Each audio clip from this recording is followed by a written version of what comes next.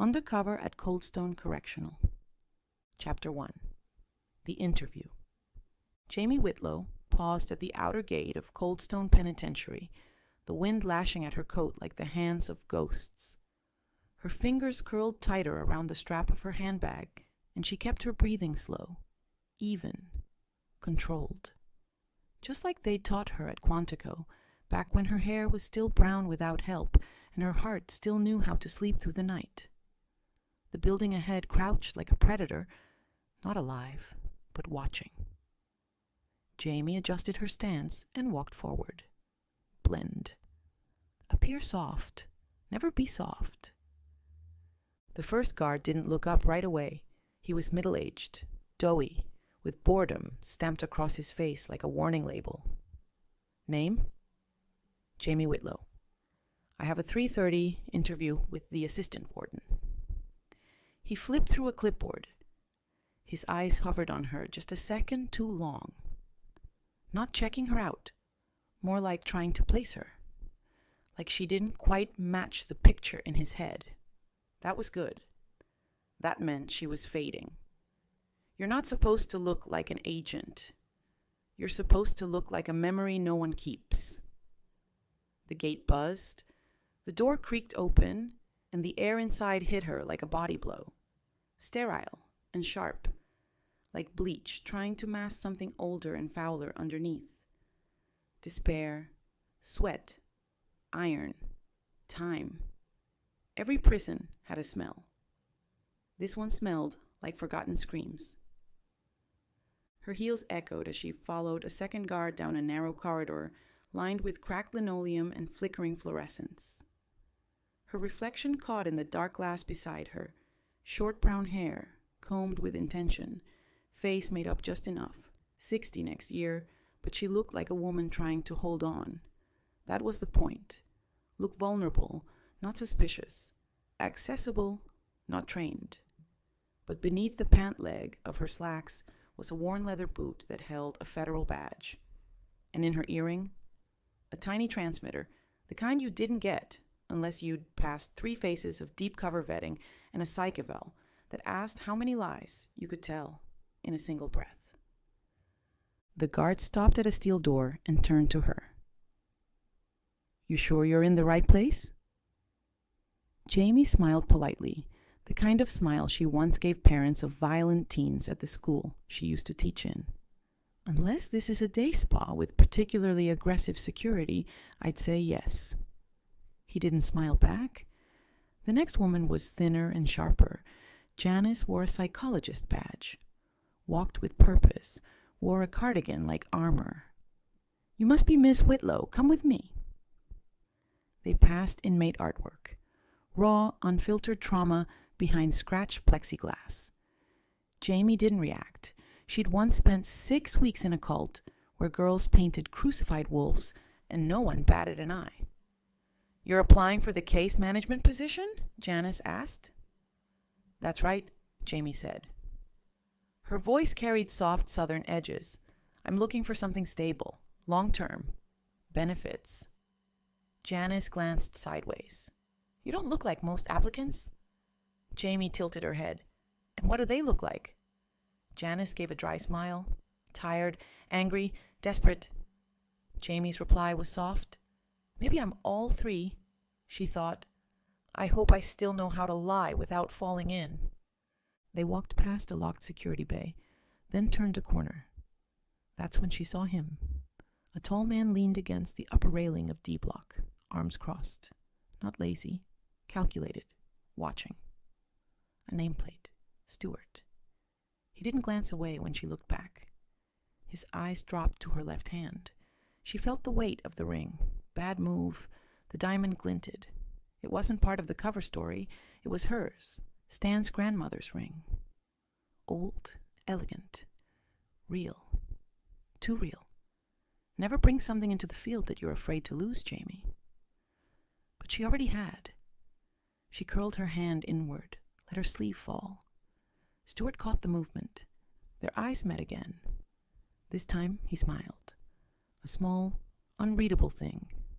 Not cold, not friendly. just like he'd seen something that didn't quite add up. They moved on. Near the janitor's closet, a man mopped the floor, hunched, white tufts of hair, familiar in a way that dug into Jamie's stomach like broken glass. Then he looked up. His eyes met hers, and something changed. Recognition bloomed. Not vague, not accidental. Real. Timmy. Her mind jolted. Becky's father, drunk, apologetic, sobbing outside the shelter clinic 15 years ago. He'd sworn he'd change, and now he was here. He dropped the mop slightly, a foot forward. Jamie froze. The PA speaker cracked. "Timmy, step back. Return to zone 3. His eyes lingered. Then he turned and disappeared. But Jamie's pulse didn't. That was no coincidence. Timmy knew her. And that meant Coldstone was smaller than she thought. And more dangerous. At the admin wing, Janice gestured to the women's restroom. "Take a moment. I'll wait outside." Jamie slipped inside and locked the door. She exhaled. And for the first time since stepping through the gates, she let her face fall. Not the face of a job applicant, not even the agent, the mother, the widow, the survivor.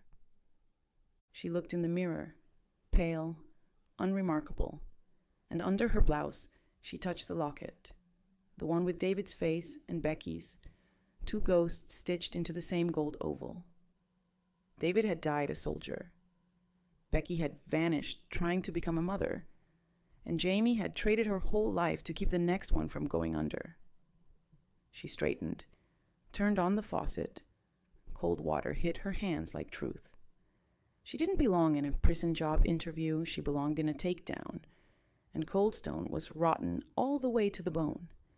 She tucked the badge tighter in her boot, stepped out into silence, and walked straight into the war. Chapter 2. The Flashback. Jamie locked the bathroom door and pressed her back against the cold tile wall. She didn't move for a long moment, didn't breathe, didn't blink. The hum of fluorescent lights overhead sounded like a generator powering a nightmare. The institutional buzz wrapped around her like static, and in it, she heard voices that weren't really there anymore. Names she hadn't said in years. Screams she never forgot. Her fingers found the locket at her throat. She didn't open it right away. Instead, she shut her eyes and let the past open for her.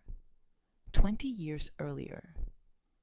Birmingham, Alabama. The shelter had smelled like boiled coffee, wet clothes, and stale fear. Jamie had just left the classroom. Not because she'd burned out, but because something inside her had snapped the day a 15-year-old girl slipped a suicide note into her lesson folder. A girl with bruises no one reported, and eyes that didn't flinch anymore. She hadn't been able to save that one, but she could try again. Her counselor ID was still temporary.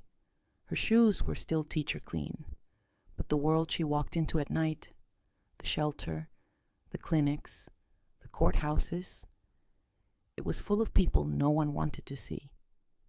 And then Becky walked in. Midnight, barefoot, a duffel bag so soaked it dripped onto the tile. Bloodshot eyes, cheekbone bruised. A photograph clenched in her hand like a lifeline.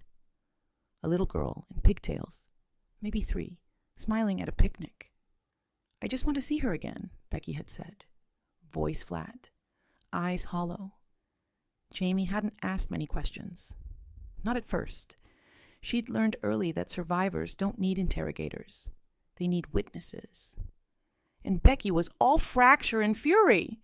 She screamed through withdrawal, vanished twice, came back shaking and swearing she hated Jamie, then cried into her shoulder 10 minutes later. Jamie had never seen someone claw that hard to come back from the edge. Becky had fought tooth and nail, through detox, through therapy, through testifying against the man who trafficked her. And Jamie had stood next to her for every second of it. She'd even driven her to the foster home where her daughter Hannah had been placed. Watched from the front yard as Becky dropped to her knees in the grass and held her baby like she'd found a piece of her own soul. Jamie never forgot that moment.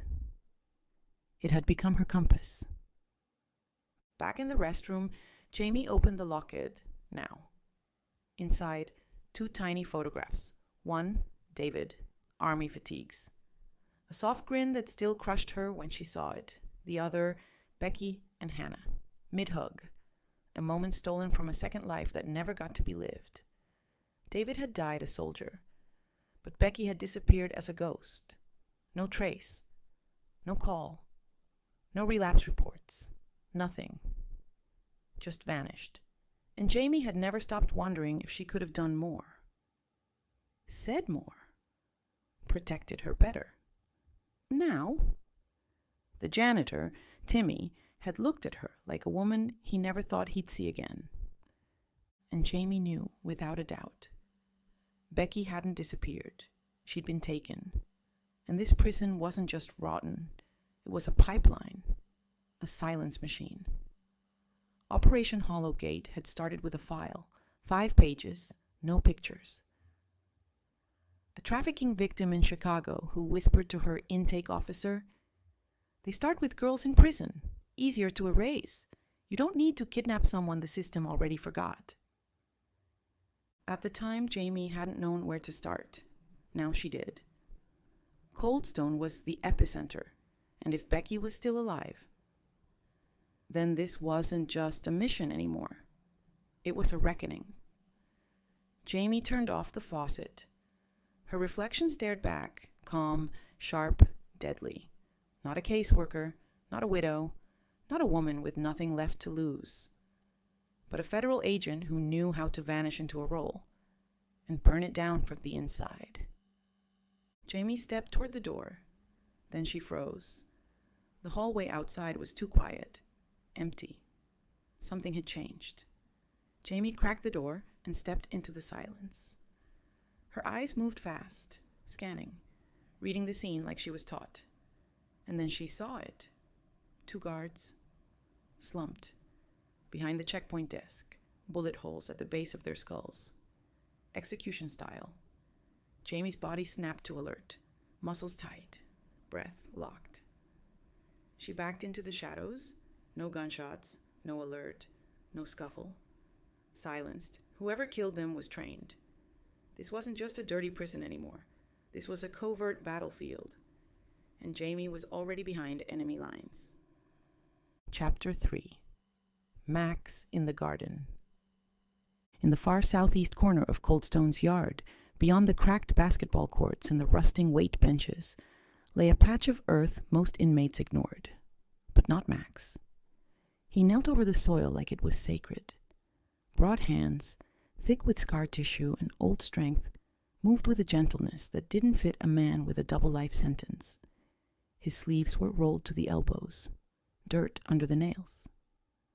A shovel stabbed into the soft ground beside him like a flag no one else had claimed. Around him, rows of collards, spinach, and peas were just beginning to push through the dark frost-bitten earth. A promise in green, a kind of quiet rebellion. This was Max's sanctuary. He had no illusions of parole, no hope of freedom. But the garden was his. He hadn't just built it, he'd fought for it. Paperwork, petitions, meetings with the previous warden who needed good press and was too desperate to say no. That was 4 years ago. Now, it was the only part of Coldstone that felt human. Max didn't garden for redemption. He gardened because it was the one place in this prison where no one disappeared. He'd once told a young inmate during planting season, "Everything living has to push through darkness before it grows." That kid had lasted 2 weeks before he was transferred. Max never saw him again. From the second-tier catwalks, Jamie watched him through a reinforced window in the admin wing. She was supposed to be reviewing programming files with Janice, fake training materials to sell the case management cover. But her eyes drifted to the yard and locked onto Max. The garden wasn't in any of the files, not on the schedule, not in the staff logs, but it was there, quiet, growing. And Jamie remembered something, his name. Not from this op, but from a different folder. A redacted report in Operation Hollow Gate. A lifer at Coldstone, former enforcer. Got religion in year 10. Connected to an anonymous tipster who'd send coded notes about inmate disappearances through donations. Vegetables delivered to a women's shelter in Cadence.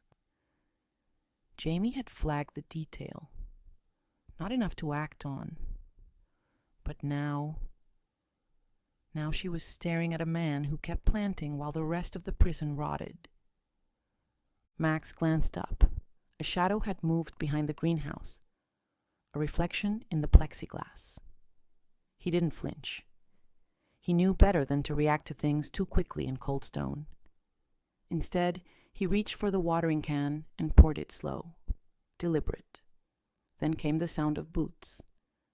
He didn't look up until the voice called his name. Max. It was Stuart. Max didn't like most guards, but Stuart had the sense to shut up more than he talked. "I'm busy," Max said, not breaking rhythm. Stuart squatted next to the planter, just enough to keep their conversation from being obvious to the overhead cameras. "You feel it?" Stuart asked, voice low. Max finally looked at him. "Been feeling it for weeks." Stuart rubbed the back of his neck. "That new applicant? The woman?"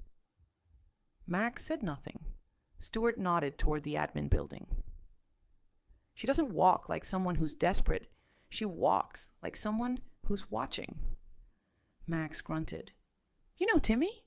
Stuart added. "Seen him mop. Don't make him my brother." He looked at her like he saw a ghost. That caught Max's attention. He stood, stretched his back, and stared across the yard, not at the building, but at the air, listening. "Timmy don't see ghosts," Max said finally. "He drinks 'em, or forgets 'em." Stuart hesitated, unless one came back. Max looked at him. Really looked. "You still got that scanner they don't know about?" he asked. Stuart stiffened. Max lowered his voice to a near whisper. Check point 12B, admin wing. Something went quiet over there." Stuart stared at him. "You serious?" Max bent down again, adjusting a tomato sprout. Dead calm. But his voice dropped like a stone. "I've been dead a long time. But even corpses know when the house starts burning." He pressed the soil gently around the base of the plant, then turned toward the compost bin. As Stuart walked away, Max pulled off his gloves and wiped his hands on his pants. He glanced once more at the admin wing. Someone had come back to Coldstone. Someone they didn't count on. And he wasn't about to let another girl get buried. Chapter 4. Stuart's suspicion. Stuart sat hunched at the security console near Unit C, fingers ghosting over the keyboard like he wasn't quite sure which part of himself he was still trying to protect. The CCTV feeds flickered across the monitor. Grayscale images of steel corridors, empty rec rooms, cell blocks soaked in silence. He wasn't really watching. He was listening. Not to the audio. It had been cut again mysteriously for the third time this week. But to his gut. And his gut told him the walls were starting to creak. Stuart wiped sweat from his palms onto his pant leg and let his other hand drop casually beneath the desk, fingers wrapping around the small, unauthorized radio scanner he'd hidden months ago behind the wire panel. He wasn't supposed to have it. He wasn't supposed to care either, but caring had started to slip in around the edges lately, like water under a locked door. He hadn't started out dirty. Not exactly.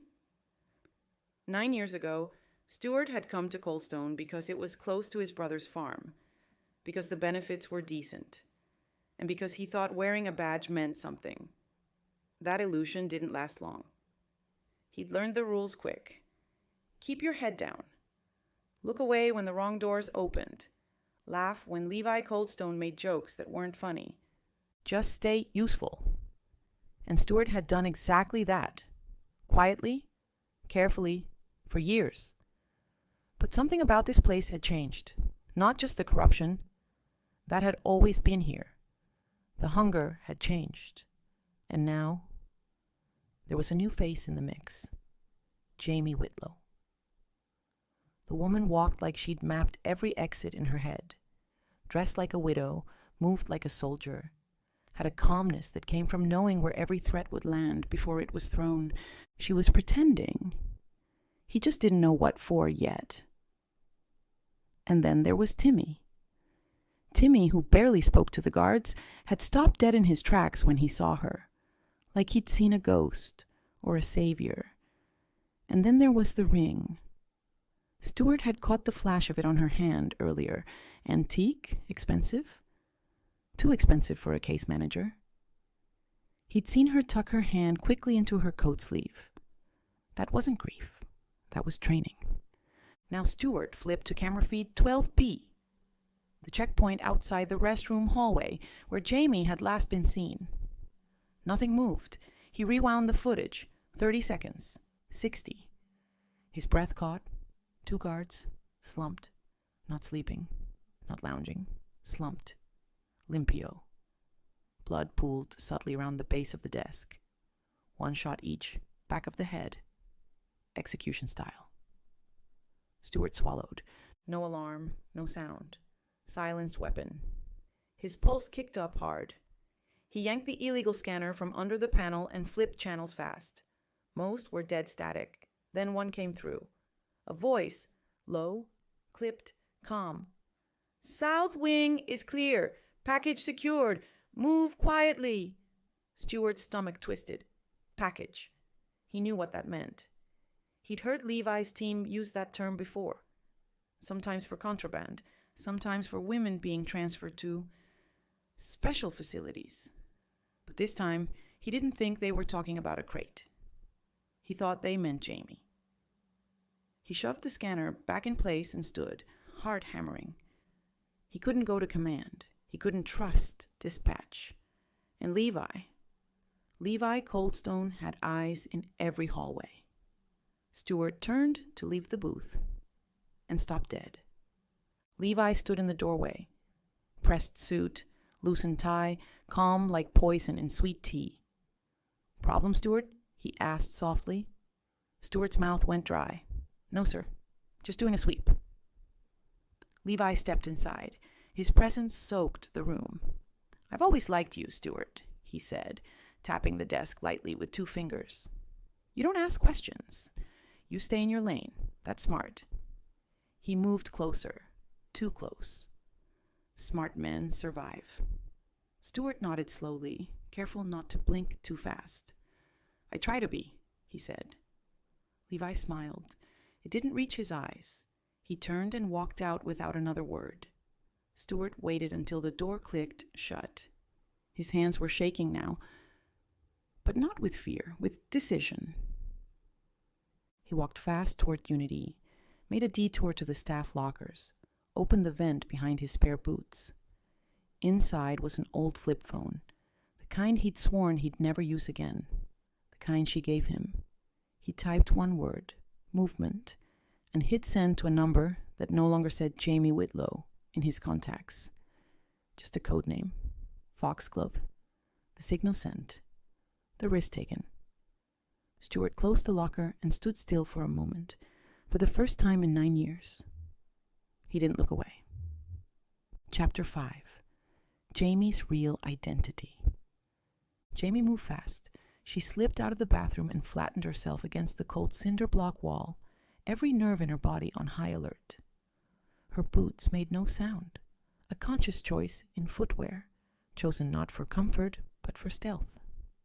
The hallway was dead silent, not quiet, not empty, dead. 2 guards slumped behind the checkpoint desk 30 feet ahead, heads tilted unnaturally. Blood pooled like ink across the tile. 2 shots, back of the head, silencer. She hadn't heard a thing. Professional, quick, clean, not a warning, a message. Her instincts, honed through a decade of dark rooms, wiretaps, fake names, and dead drops, screamed one thing loud and clear. "You've been made." She ducked into a recessed alcove beside a linen closet and scanned the corridor.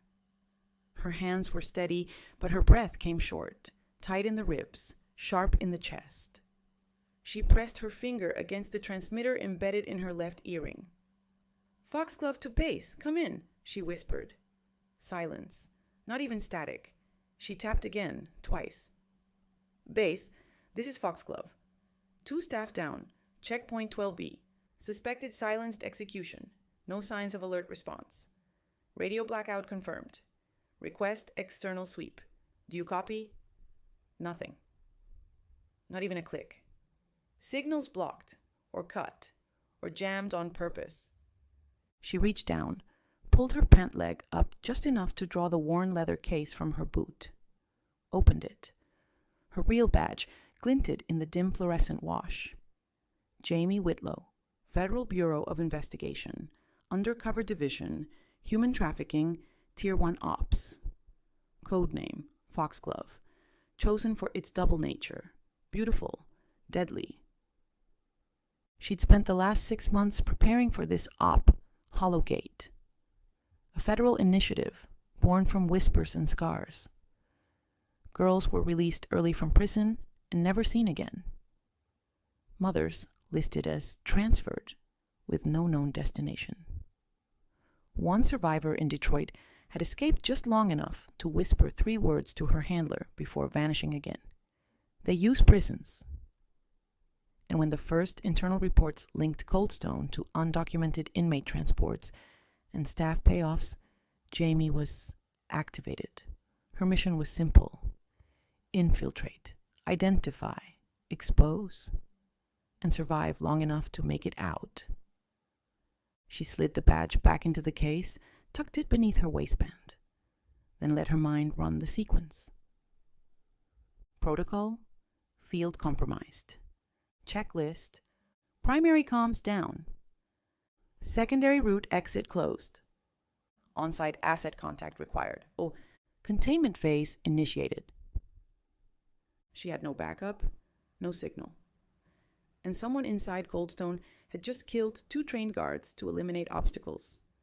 This wasn't an ordinary trafficking ring. This was something colder, smarter, and close.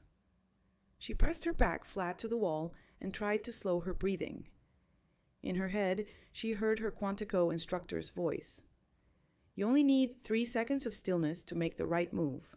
1 to think, 1 to observe, 1 to choose." 1.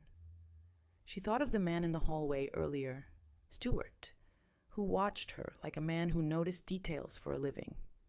2. She thought of Timmy and the flicker of something like recognition, like a spark left from a burned-out fire. 3.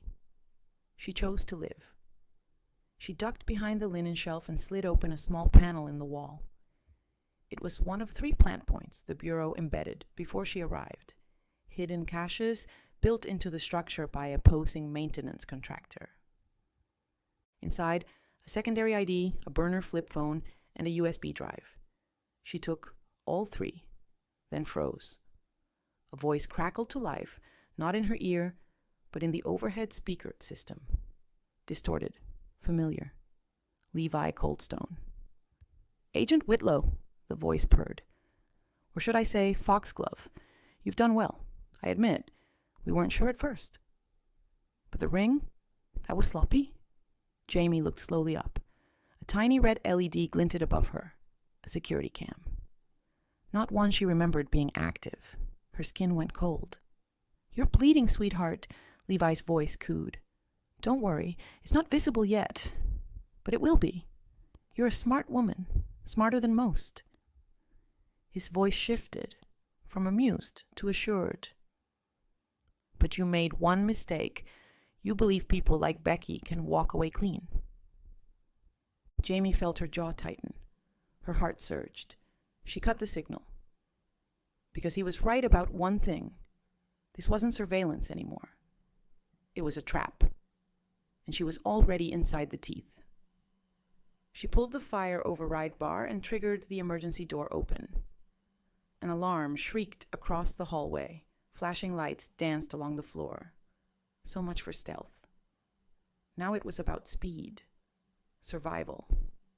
She bolted toward the East Wing staff exit, heart pounding, bag tight to her side. She burst into the cold air behind the administrative block.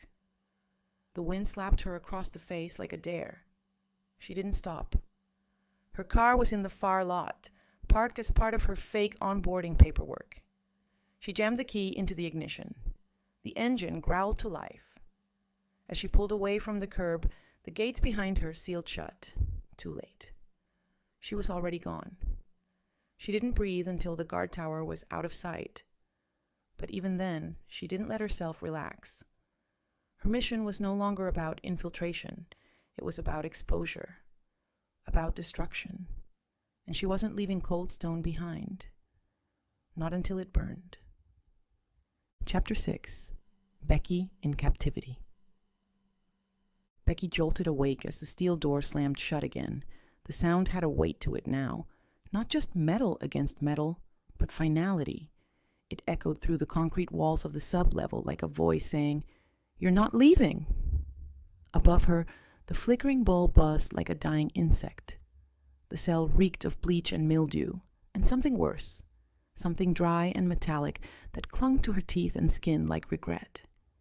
She sat up slowly, wincing. Her wrists were raw. Rope burns darkened the bone. Her left eye barely opened. A dull throb settled in her ribs where the guard's knee had landed last night. Or was it the night before?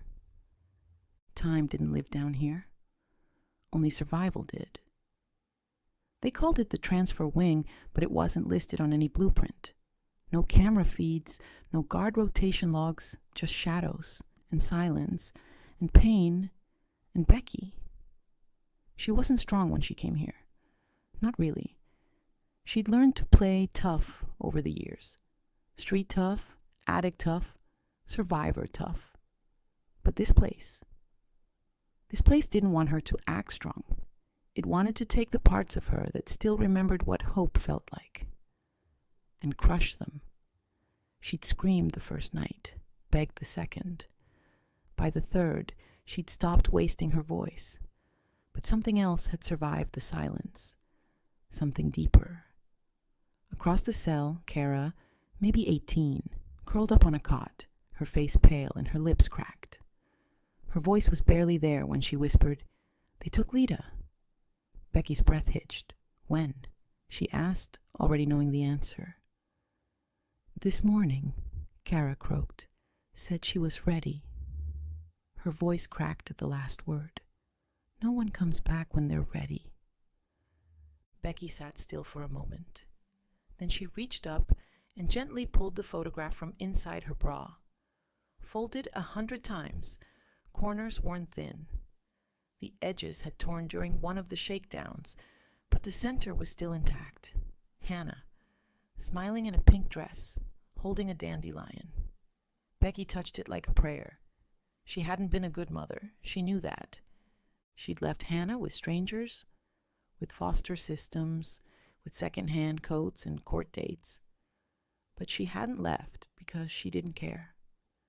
She'd left because monsters had chased her out of her own skin.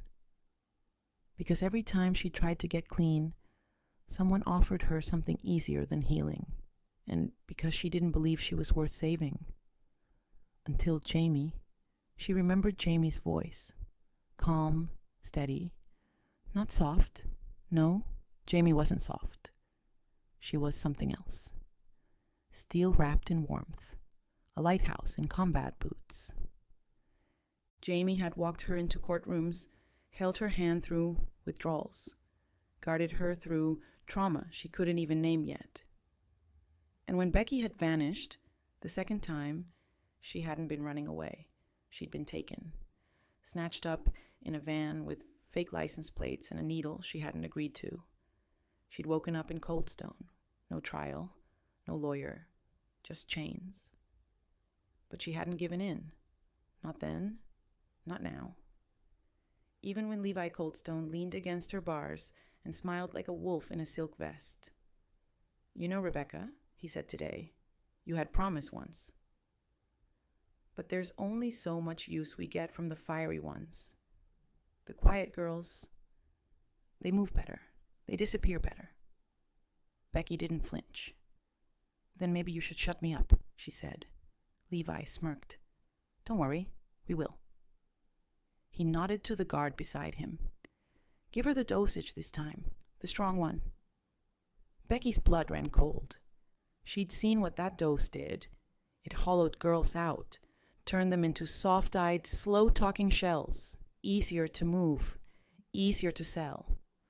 But Becky had one advantage they didn't know about, a secret she'd kept under the frame of her cot, a shard of metal, rusted, jagged, stolen from a broken bed support 2 nights ago when the lights flickered long enough to move unseen. It wasn't much, but it was sharp, and that was all she needed. The guard left. The lights dimmed again. Becky pulled the shard out and slipped it into her hand. She looked over at Kara. The girl had passed out. Becky watched her chest rise and fall, weak but still fighting. Just like her. She didn't feel brave. She didn't feel strong. She felt broken, cold, scarred, shaking. But strength doesn't always look like a roar. Sometimes it looks like bleeding hands cutting through rope. Sometimes it looks like surviving just 1 more hour.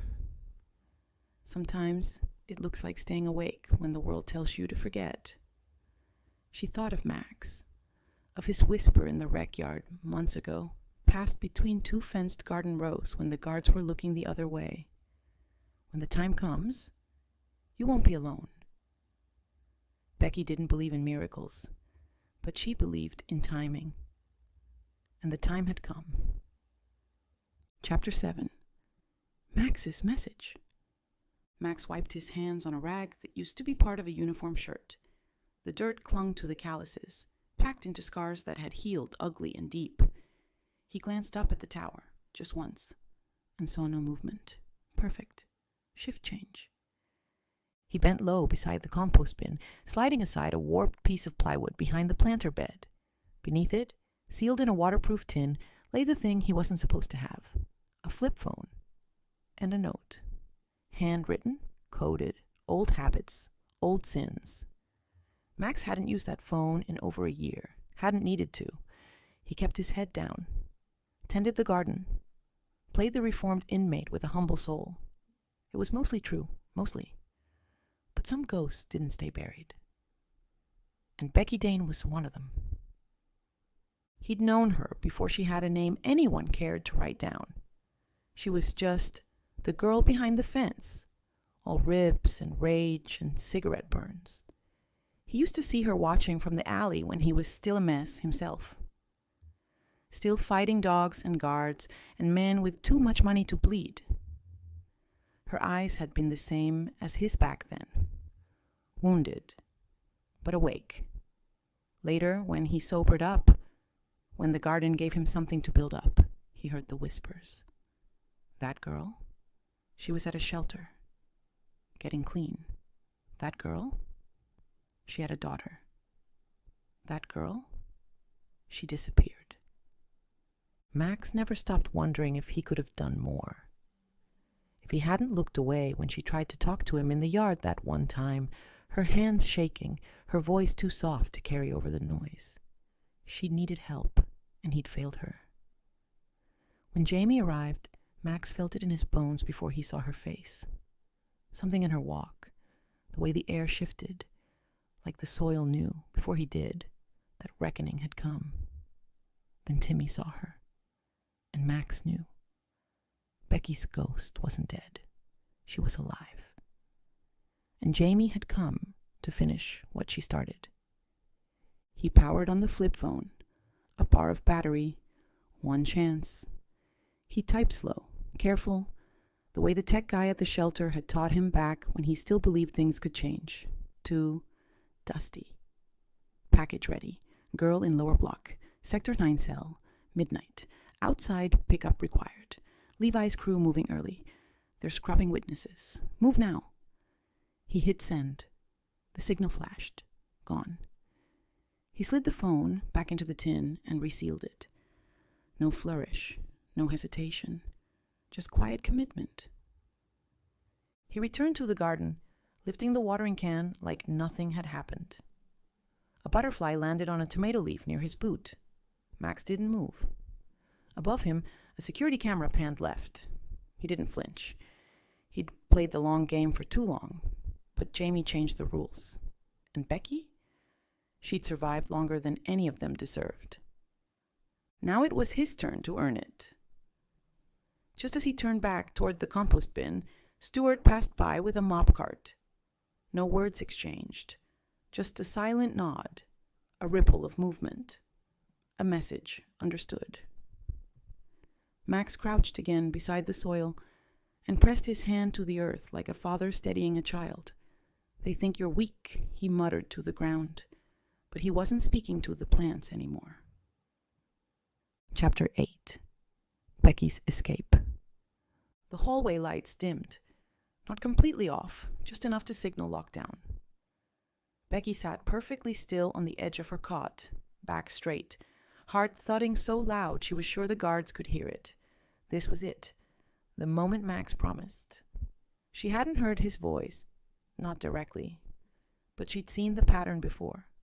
The rhythm of the guards shifting, the new guy on the speaker saying just enough wrong to mean something right. Compost bin cleared. South path to the rec wing locked due to overflow. Use back corridor. Back corridor. Max's code. Her fingers tightened around the small metal shard she'd been hiding for days. Don't rush, she told herself. Be careful. Be quiet. Be faster than the fear. She began working at the rope around her wrist. Twist. Saw. Breathe. The metal edge bit into the fibers and then into her skin. She kept going. Blood slicked her fingers, but she didn't stop. Pain meant she was alive. Pain meant she still had something to protect. Hannah. She saw her daughter's face in every heartbeat. Sunlight in her hair, jelly on her chin. That high laugh that echoed like forgiveness. Becky had nothing to offer her now but escape. If she got out, she could testify. She could name names. Give Jamie everything. Tear Levi's world down one truth at a time. And then maybe, just maybe, she could be more than the girl who ran. The rope snapped. She stood, slowly, feeling the tremor in her knees. Blood dripped from her wrist, but she wrapped it with the sheet, tight.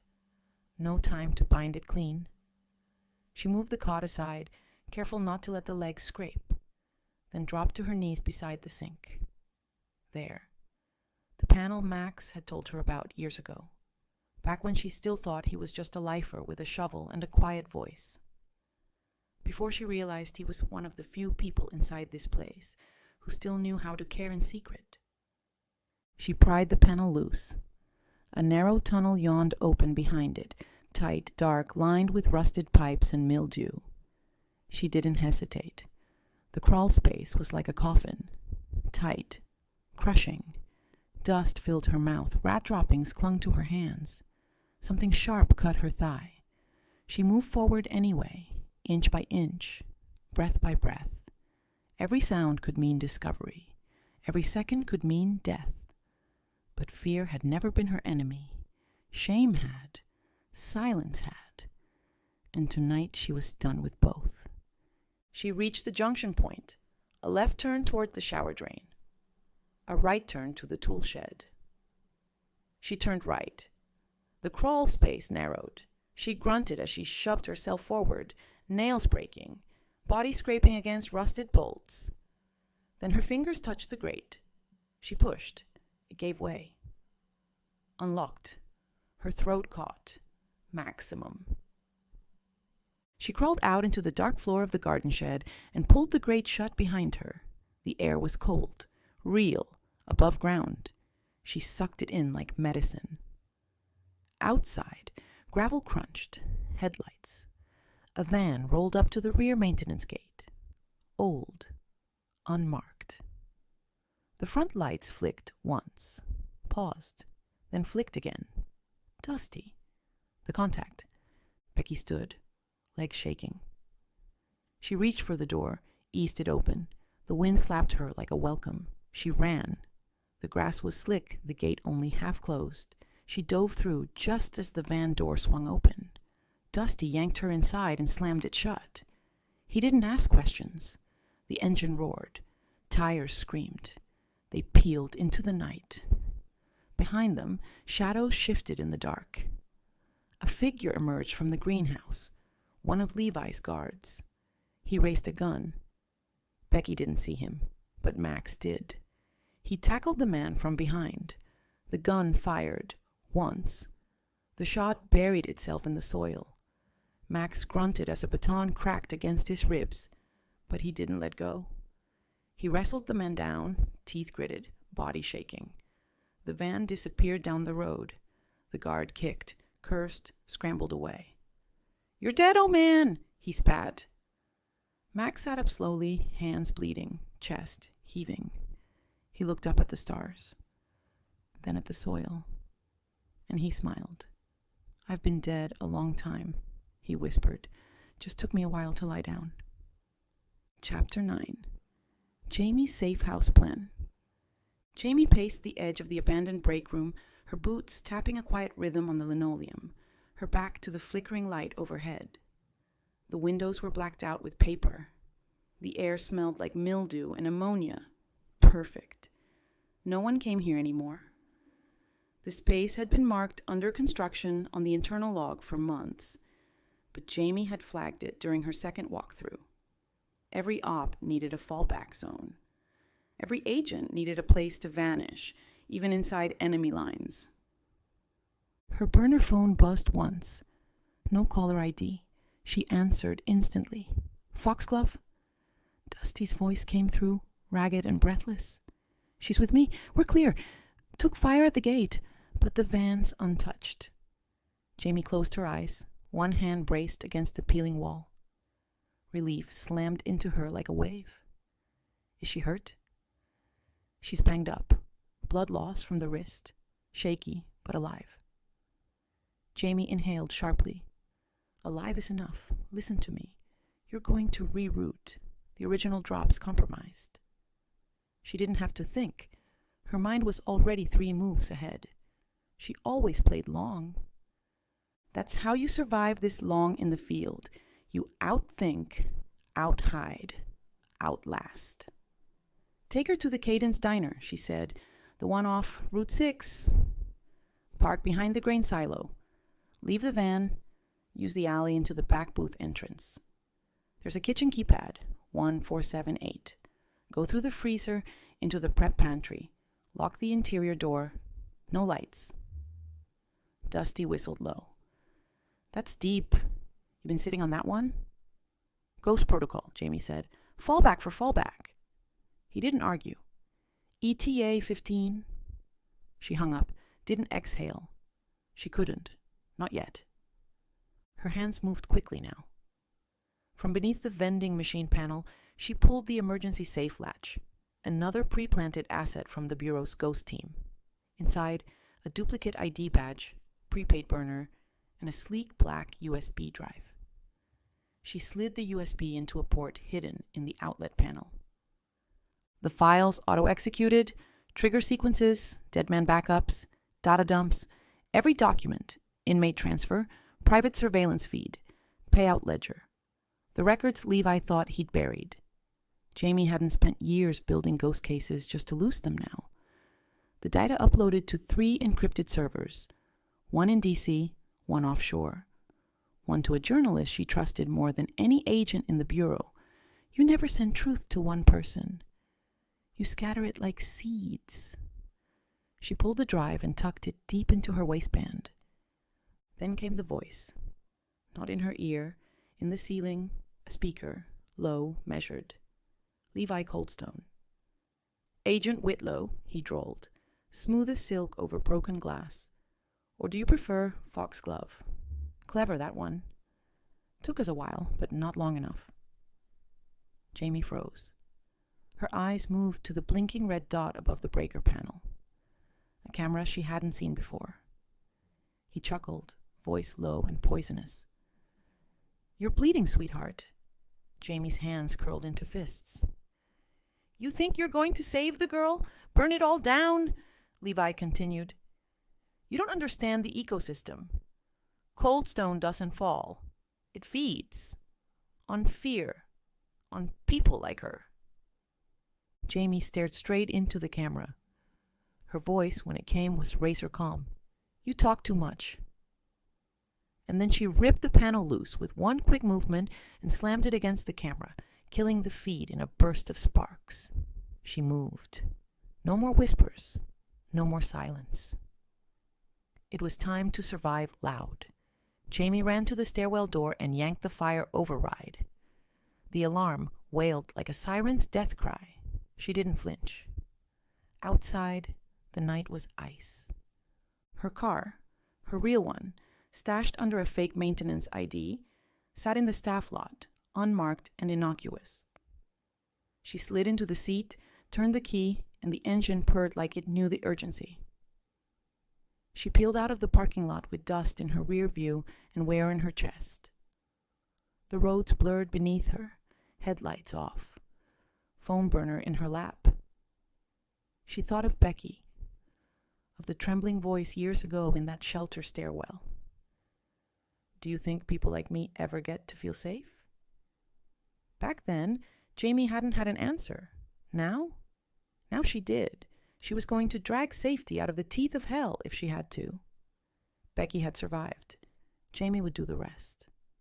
And Levi? He was out of time. Chapter 10.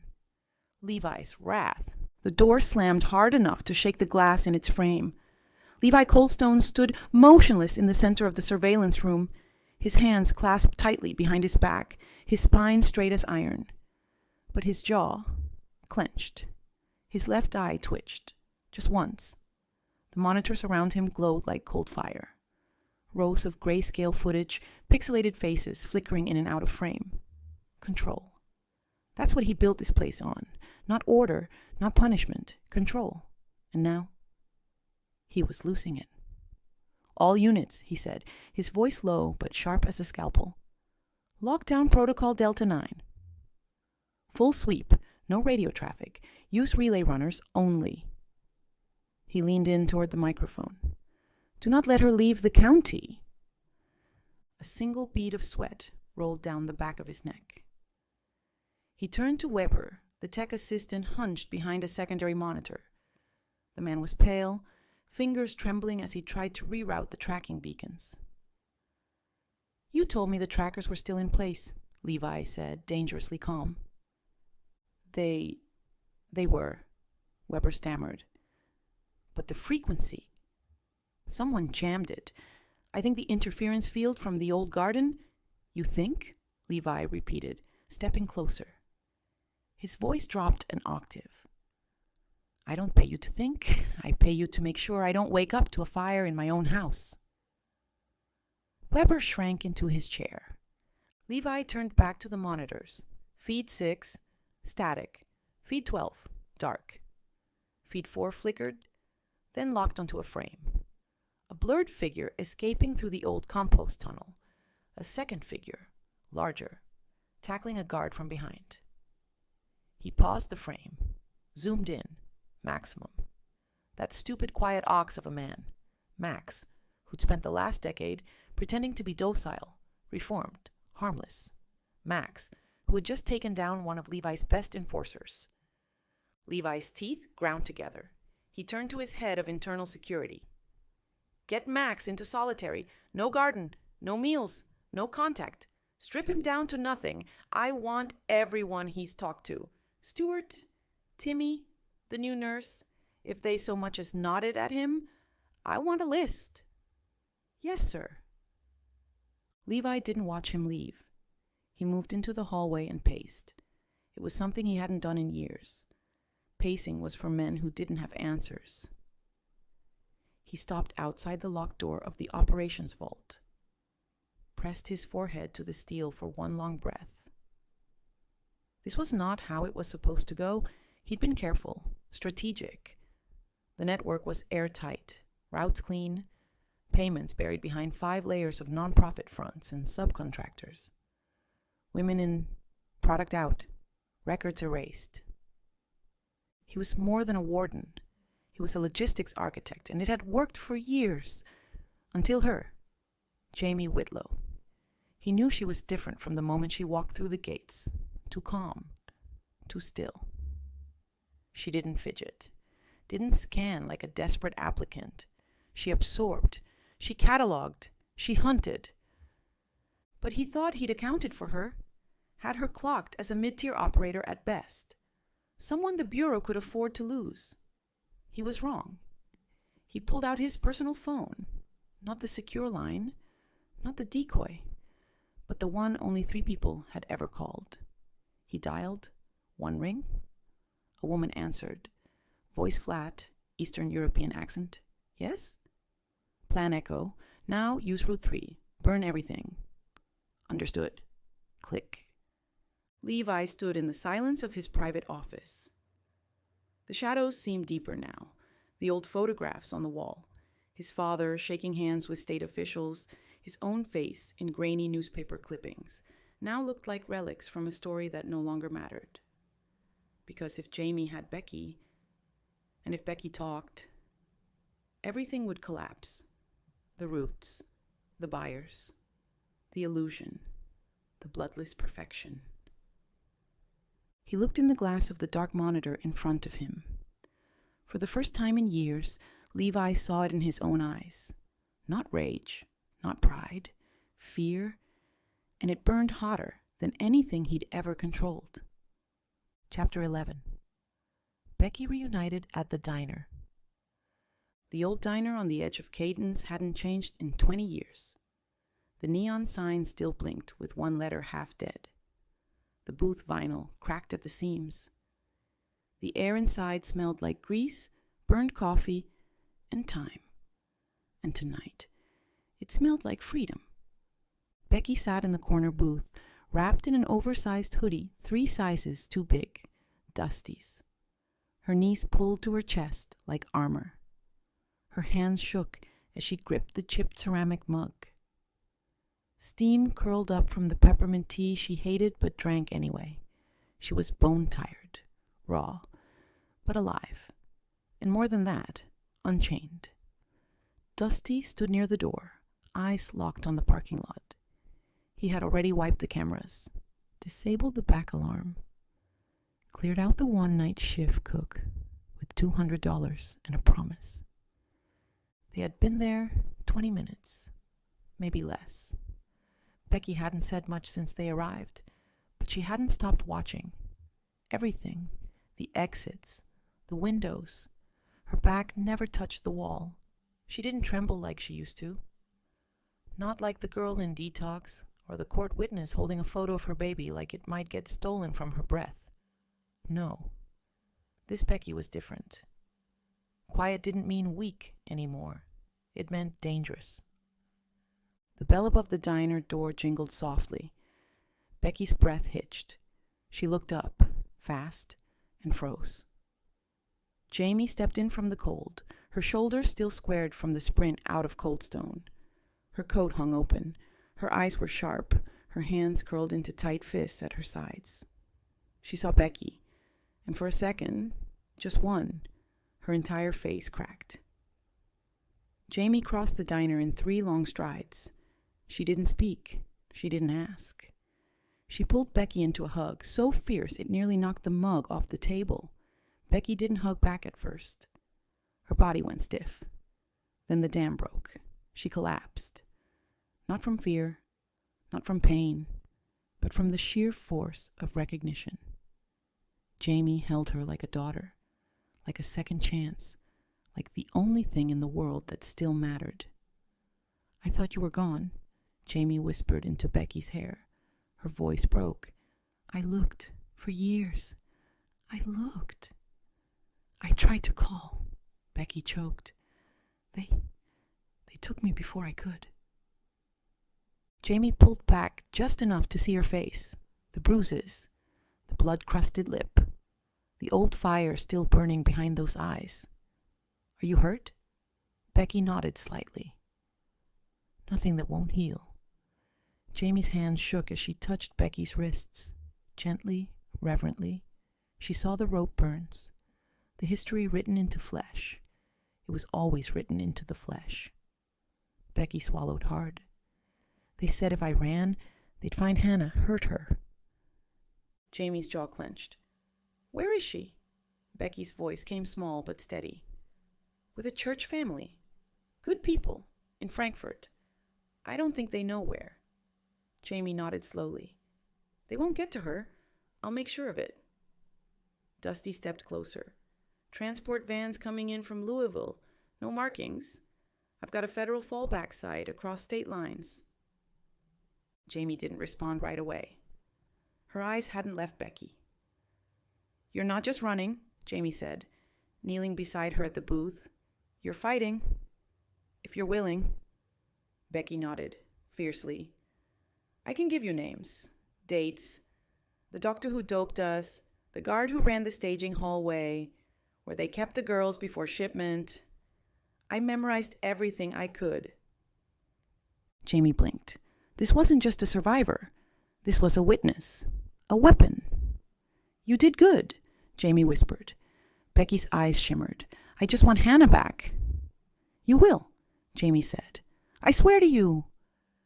From outside, headlights passed by. Slow. Jamie moved instinctively, sliding the curtain shut with one quick hand. Becky didn't flinch. Not anymore. The girl who used to run was gone. What sat in that booth was something else now. Someone else. Chapter 12. Face to face. Jamie confronts Levi. The storm had been building for days. Not outside. The skies over Coldstone were still, thick with heat and pressure. But inside the walls, inside the files, inside Jamie Whitlow. Now it broke. Not with screams, not with gunfire. But with the sound of her boots echoing down the main administrative corridor like the ticking of a clock finally run out. She wore her badge now, real, visible, and undeniable, clipped, clean, and shining to the front of her black coat like a bulletproof vow. Every guard she passed stopped cold. Every one of them stared. She didn't explain. She didn't apologize. They had seen her as a quiet woman, a case manager hopeful, just another name on a clipboard, but now they saw her for who she was, Federal Agent Jamie Whitlow. Codename, Foxglove, unmasked, unstoppable. She moved with purpose, fire beneath her calm. No more infiltration, no more gathering crumbs. This was the end game. Levi Coldstone was waiting. Of course he was. He stood behind the glass wall of his private office, straight-backed and sharp-suited, sipping something dark from a crystal tumbler. Calm. As if the empire he built wasn't seconds from collapse. As if she wasn't already standing in the middle of his throne room with the sword he thought no one could find. She stepped inside without knocking, closed the door behind her. Levi set the glass down gently, like every movement was a performance. You've got nerve? He said with that polite, poisonous smile. Jamie didn't sit. She didn't smile. Don't bother with charm. It's over. He sighed. That's disappointing. I thought you'd at least enjoy the final dance. You played your part so well. Jamie stepped forward and dropped a flash drive on his desk. It landed with a sound that cracked the silence. What's this? Levi asked. Everything, Jamie said. Transfer logs, financial records, testimony from your victims, photos, names, Becky's full statement. Levi's jaw tightened, but he didn't blink. Becky, that girl really doesn't know how to stay buried. She never should have been buried in the first place. Levi leaned back in his chair, steepling his fingers like a bored professor. I built something beautiful here. Agent Whitlow. Efficient. Balanced. There was a system. Order. No one missed these girls. No one cared. I just capitalized on apathy. You profited from trauma. You fed on the forgotten. You're not efficient. You're a parasite." He smirked. "You think justice is a courtroom? A statement? You think someone like me pays for this with jail time?" Jamie stepped closer. Her voice dropped to a whisper made of steel. "Number, you pay for it by being seen, by being known, by having every victim's voice echo through every wall you thought could muffle them." She pulled her badge from her coat and set it beside the drive. "You're not a shadow anymore, Levi. You're a headline." The door burst open behind her. 2 U.S. Marshals stepped in, weapons drawn. Levi stood, slowly, deliberately, and turned toward them. He didn't resist, didn't shout, just looked at Jamie one last time. A long, measured stare. "You ruined something perfect," he said. Jamie met his eyes, unflinching. "No," she said softly. "I exposed it." They cuffed him. He said nothing as they led him past the office windows, through the admin wing where guards, some complicit, some just afraid, watched in silence. Max, released from solitary just minutes earlier, stood in the corridor as Levi passed. The 2 men locked eyes. Levi looked away first. Back in the office, Jamie picked up the flash drive and her badge. She stood alone now, but she didn't feel alone. She felt done, finished with the masks, finished with waiting. She didn't smile, but she did breathe. Chapter 13. The Final Takedown. By dawn, Coldstone was crawling with agents. Federal vans lined the outer fences. State troopers guarded the gates. News crews circled like vultures over fresh truth. The neon tape didn't hum like police sirens or gunfire.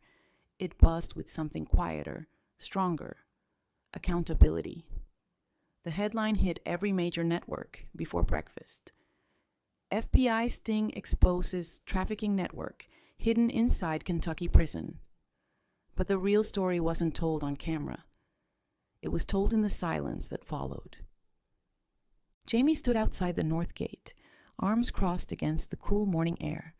Her coat hung open. Her badge was gone, back in her pocket.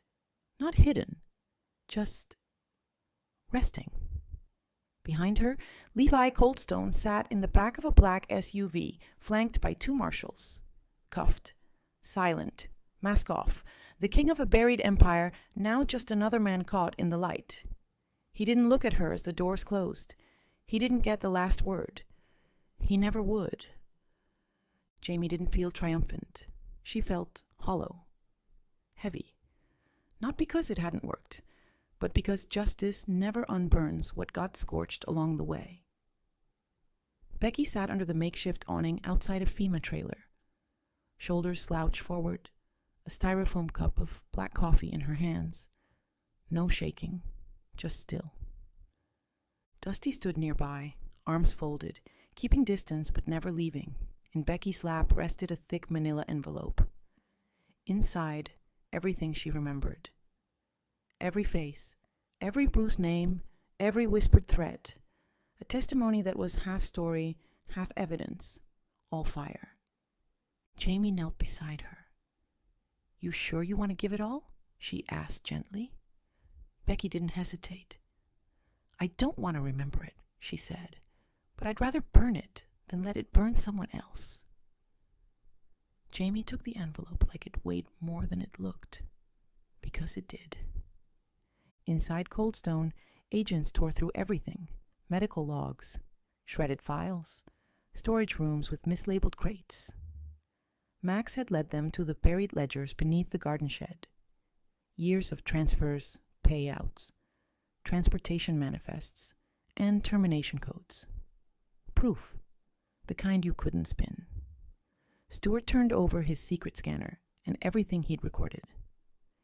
Timmy, shaking but sober, gave a full statement. Said Jamie was the only person who'd ever looked at him like a man, not a mop. And he'd never forget that. The system cracked open like a vault that had been waiting to collapse. 37 confirmed victims. 9 still missing. But the silence had finally been broken. By nightfall, the prison was under full federal lockdown. All staff detained, all inmates reclassified. The garden fenced off. And Jamie? She walked the admin hallway one last time, her footsteps slow. The lights hummed, the place was still. She paused at the desk where her interview had started, laid her badge down like a thank you and a warning. She didn't need it to know who she was anymore. She was finished being a ghost. And finally, she let herself breathe. Epilogue. After the Ashes. 6 months later, Cadence, Kentucky.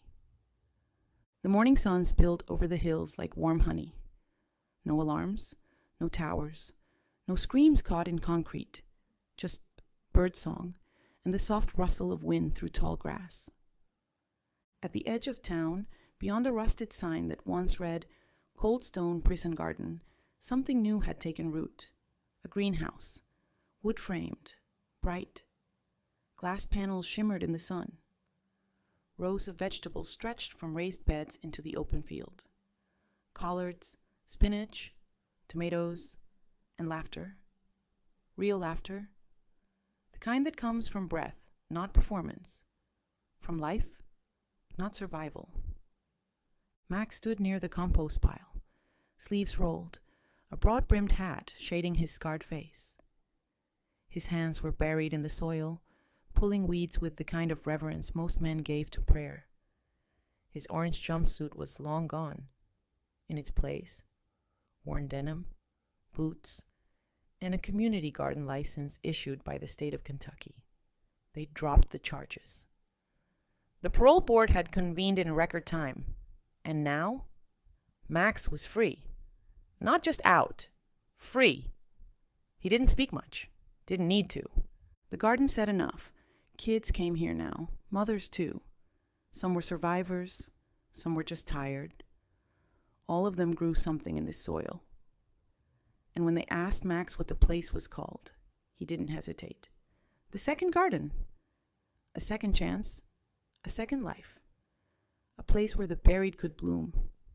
Near the tomato rows, Becky crouched with a watering can in one hand and a butterfly on her shoulder.